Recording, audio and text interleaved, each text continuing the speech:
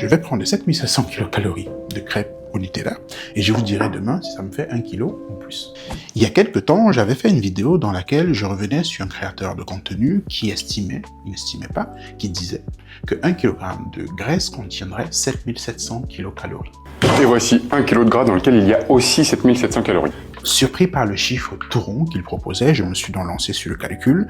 Je vous laisse voir dans cette vidéo quel était le détail de mon calcul, mais je termine à la fin sur un chiffre nettement différent du sien, d'à peu près 500 kilocalories si mes souvenirs sont bons. Et je précise dans cette même vidéo que son calcul n'est pas forcément mauvais, en tout cas la valeur qu'il avançait n'est pas forcément mauvaise, et que mon calcul n'était pas forcément mauvais non plus, et que le calcul des calories de manière générale est très souvent biaisé. Sauf que plus tard, je tombe sur énormément de vidéos sur Internet venant de divers horizons, des Anglais, des Français, des Chinois, des Africains, qui reviennent sur exactement la même théorie, selon laquelle pour prendre 1 kg de graisse, alors je ne sais pas comment on est quitté de l'un à l'autre, pour prendre 1 kg de graisse, il fallait absolument 7700 kilocalories en valeur absolue. Pour 1 kg de gras, il faudrait manger 7700 calories en plus. Et pour vraiment prendre 1 kg de gras, il faut manger l'équivalent de 7700 calories en plus. This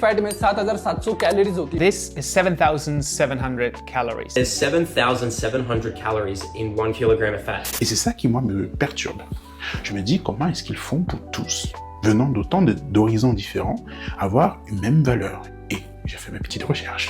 Je suis tombé sur un nutritionniste américain qui, dans les années 50, ça date, a fait sa petite expérimentation et est arrivé à un chiffre, pas exactement de 7750, de 7650 si j'ai bien lu, mais qu'on a arrondi à 7700 et qui fait aujourd'hui une sorte de référence dans la nutrition que tout le monde utilise.